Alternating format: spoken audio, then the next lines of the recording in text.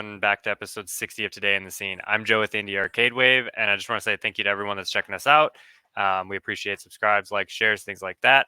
And we're going to jump right into it this week. So this week we're speaking with Lindsey, who's the arcade manager at Decades Arcade in Charlottesville, Virginia. This awesome arcade has a whole bunch of stuff. I jumped onto their live stream the other day because they had the new Mandalorian pin, which I had not actually seen in action, and I had to. So I had to sit on there for a minute.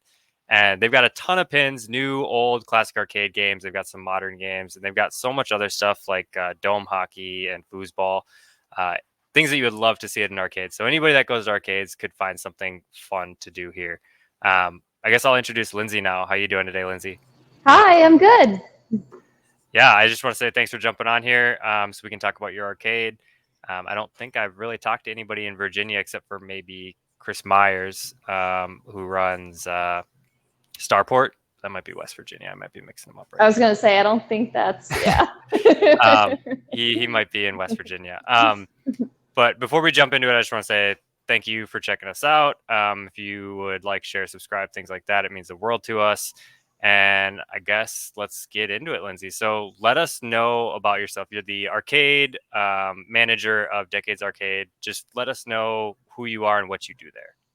Yeah, so my name's Lindsey. Hi, y'all. I am from Danville, Virginia, which is 2.5 hours south of where we are in Charlottesville, Virginia. We're in central Virginia. And I've been arcade manager here at Decades since July of last year, but I've worked here since December of the year before that. So I've been at the arcade for a little while now. And what I do here, I do a lot of things. So there's an owner of the arcade, and then I'm the manager, and then I have one arcade guardian right now. I also had an arcade assistant during the summer who just went back into school. So I am basically doing all the social media, all the business planning, any sort of like interaction with the community, setting all of the training standards, all kinds of stuff like that. I work private parties, I work Saturday public hours, and what else? I also am learning how to repair. So we have a group of volunteers who do most of the repair here, and I think we have maybe 5 now. We were down to like 2 or 3 at one point just because of COVID. And so I started learning to do it, and I've been learning little things here and there. And I'm sure you guys know this is something that takes a really long time to learn how to repair some of these older machines. So I'm having a lot of fun doing that. Yeah, I mean, you made the exact point that I wanted to ask about next, which is how much time it takes to like kind of learn all this stuff, especially with pinballs. I know there's way more going on with a pinball machine than there is with like a normal arcade. And I feel like it's kind of a niche hobby to really get into the repair side of it. It really is. What was it that brought you into that? Why did you want to get into that side of the arcade? Well, when I first started working here, I didn't know how to do anything with these machines. I'd played them before, obviously, but I'd never had anyone open it and show me what was going on or anything like that. My background is in English, environmental science, stuff like that, education. I did not have a background in electrical anything.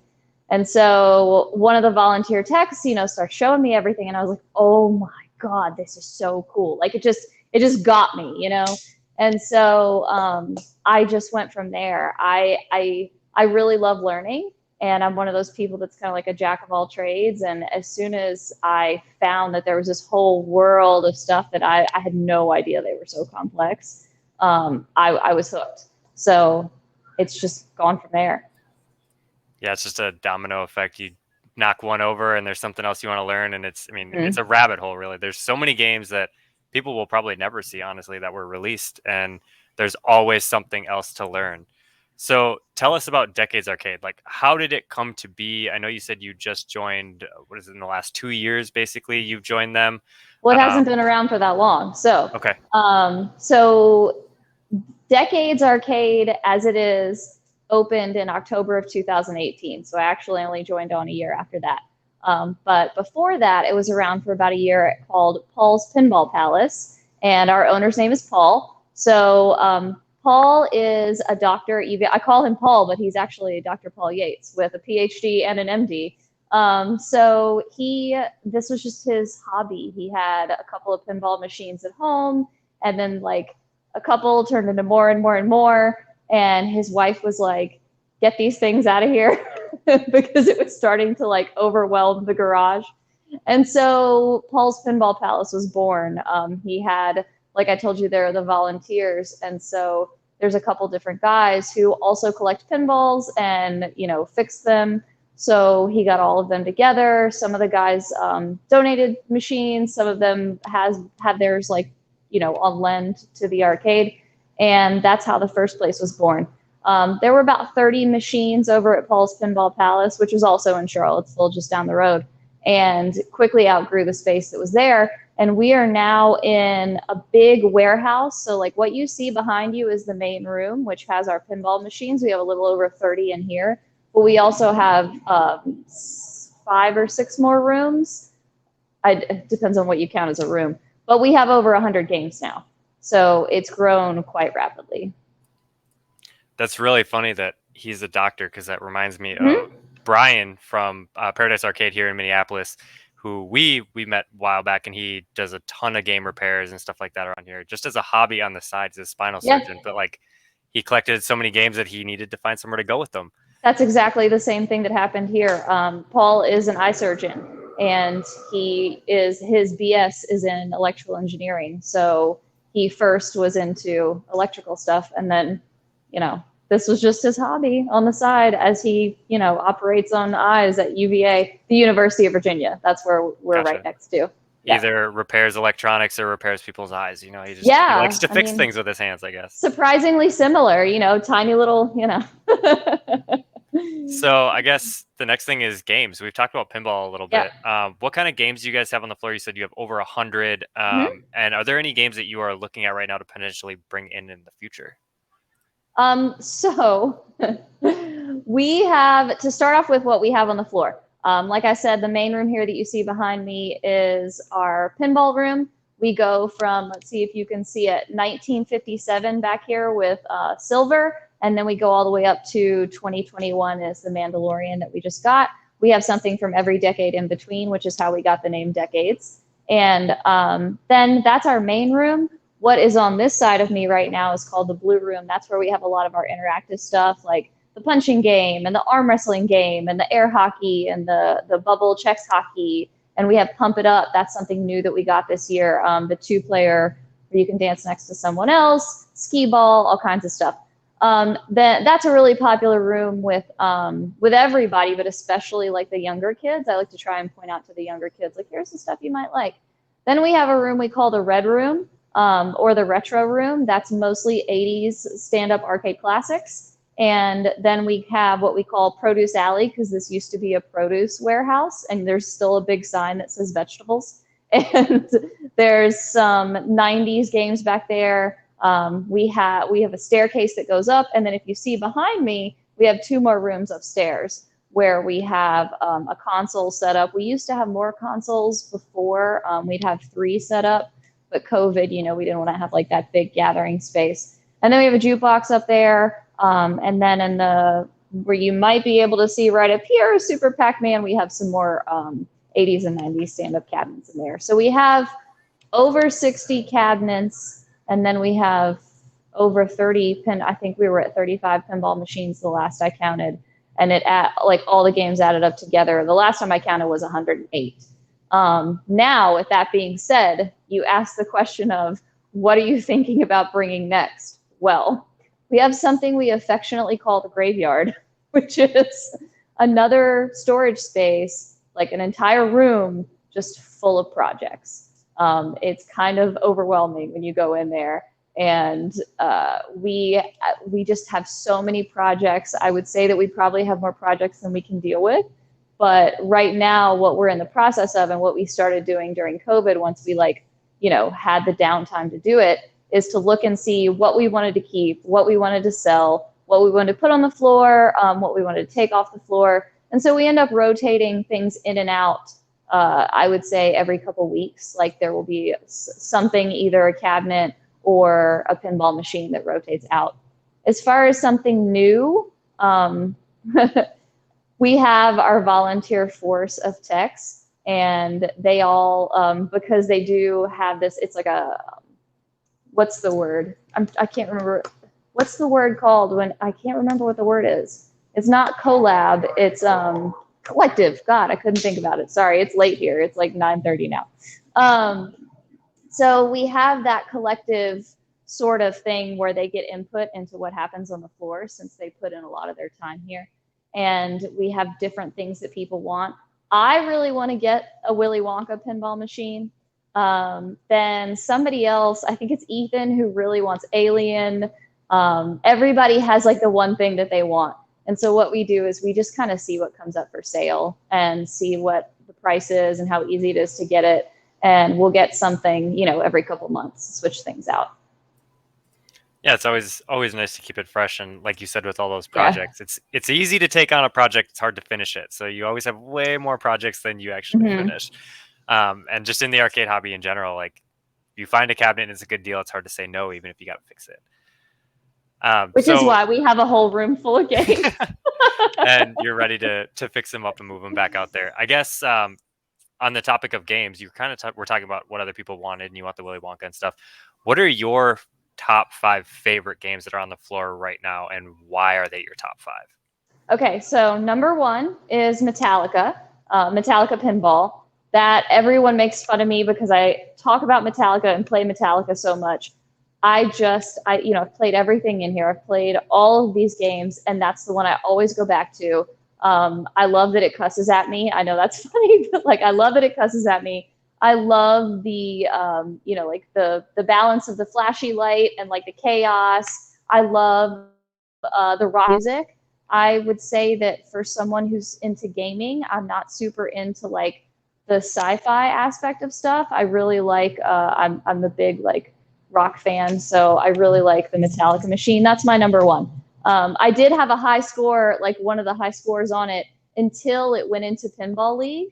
And then all the Pinball League guys beat me out because they played it so much. I was upset about that. So that's my number 1 is Metallica. And then my number 2 would probably be Revenge from Mars right now. So we have the Revenge from Mars in 3D pinball that it has a CRT monitor at the top that's reflected into the top. It's at the top of it and it reflects down. Sorry, I had to think about it for a minute. And it has so many modes, and it also has a lot of just like silly, funny things. It has Bill Clinton impersonations in a bunch of different modes. I really like I'm a big fan of, like I said, of flashy lights and a whole bunch of chaos going on. But I also just like the silliness of it, and there's that nostalgia value because that's when I was in like middle school. So I love that. And then there are some ones behind me that you see right here. This is kind of like our older row of electromechanical machines. I really like Slick Chick. I don't think you can see it yet. Can you see? No, that's Fast Draw. So Slick Chick is on the end here, and it's from the 60s. And it's funny because people are like, how do you like a really fast, loud, bouncy Metallica? And then you go over here to Slick Chick, which seems so slow. And for me, it's from the other side of it of learning how to fix it.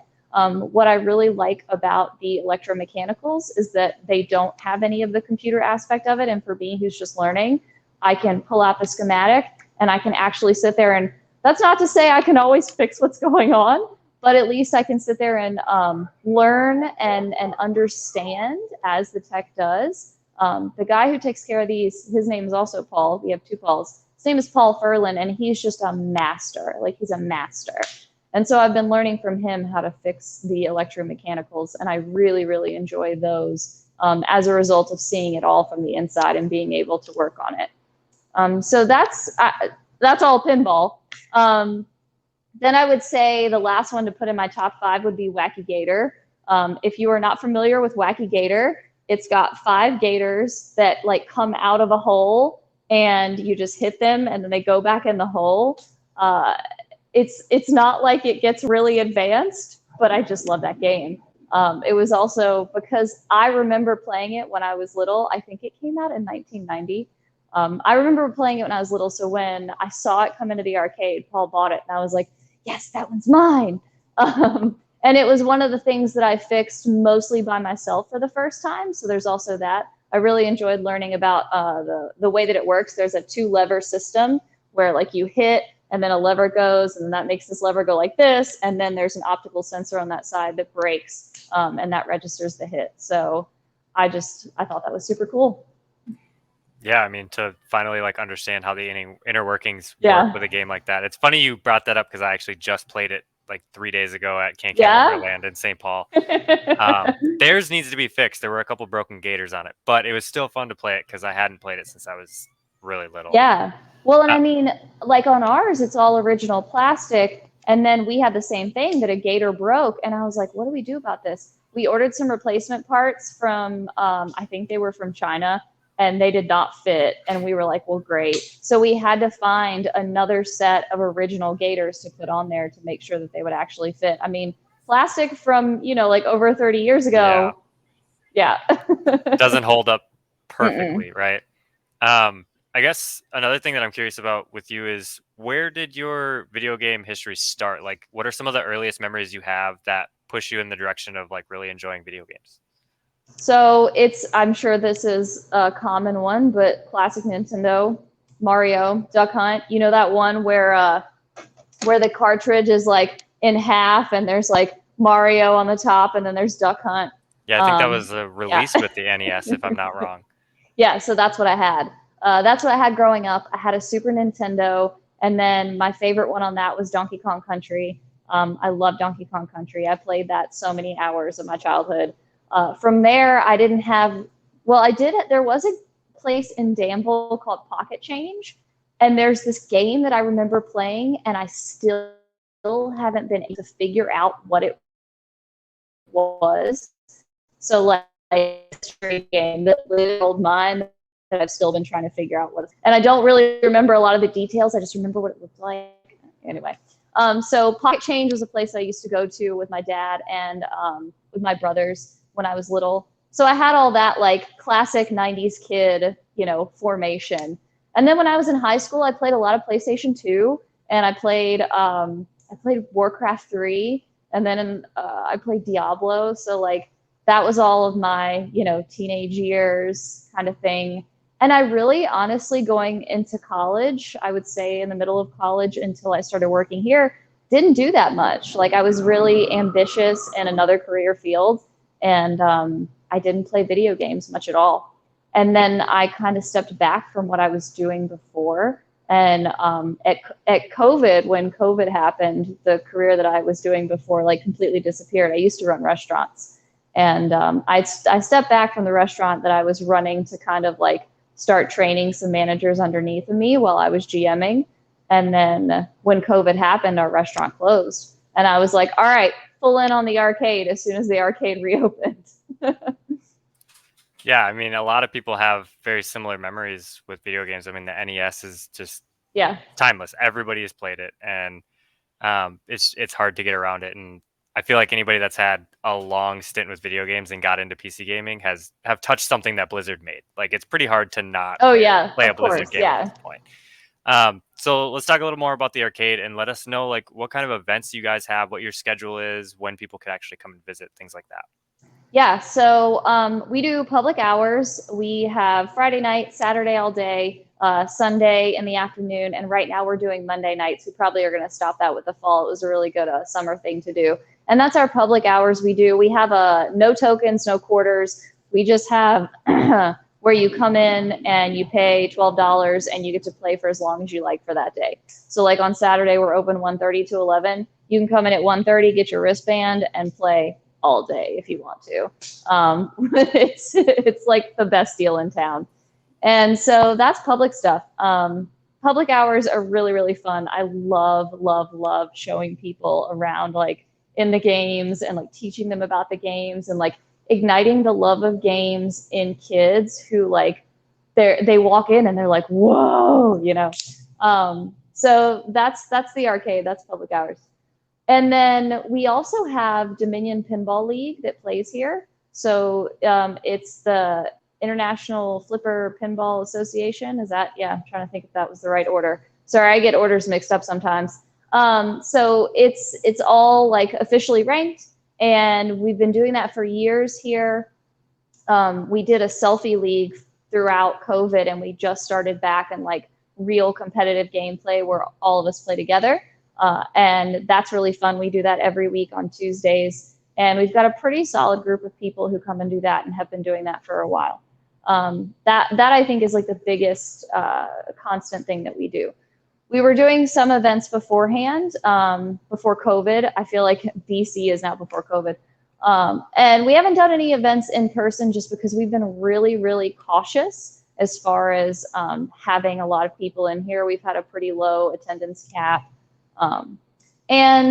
But with that being said, we do have one of our pinball league guys. Our pinball league is like really close to us. We get to know them as friends. You know, it's very similar to having regulars at a restaurant. Like, you really just get to know these people. So we had a guy who played with us for a long time. He died of lung cancer earlier this year. And so we're doing he called me up. This is crazy, crazy. He called me up a couple weeks before he passed.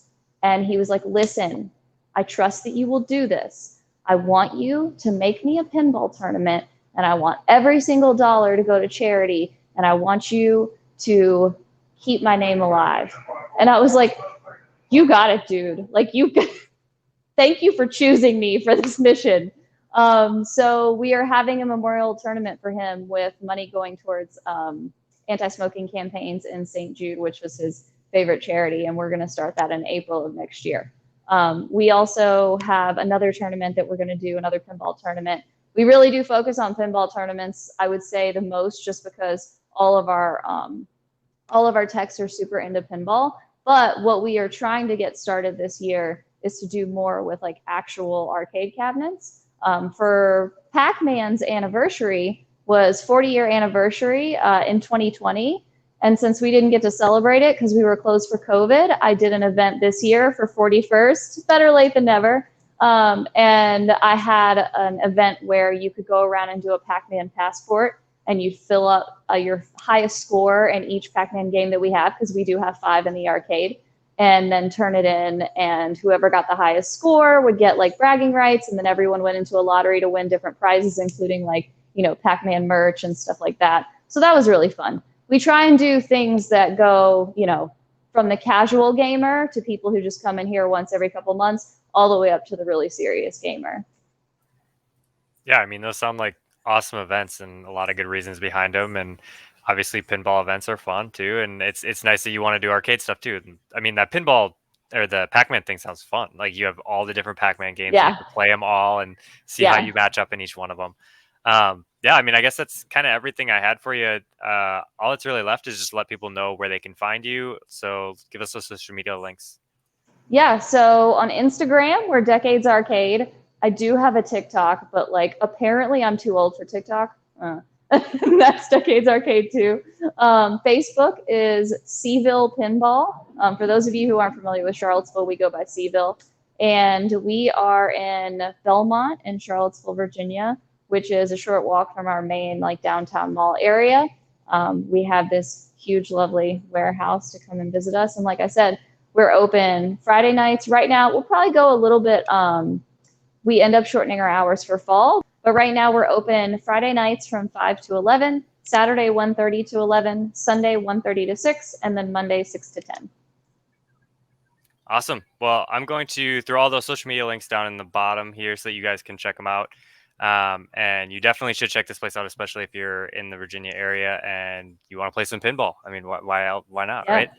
Yeah, I If mean, anybody that's oh, sorry. I was just going to go ahead, say, go ahead, go I ahead. forgot to mention that we are like the biggest arcade within hours. Like, I don't know of an arcade this big that I can drive to. I haven't explored DC yet because we are only 2.5 hours from DC, but like we're like the spot for a while. I mean, you have 100 games. Like, that's not a Yeah, small arcade by any yeah. means. So I was even in very touched when someone from Ohio told me that he drove all the way here just to play our baby Pac-Man pinball. that's a long ways. That's actually, I've Yeah, never even seen a baby Pac-Man, so that's pretty cool. yeah. Yeah, so anybody still watching, thanks for checking us out. If you like what we're doing here, don't forget to like, share, and subscribe. And thank you, Lindsey, for coming on and chatting about the arcade. Thank And you. until next time, peace.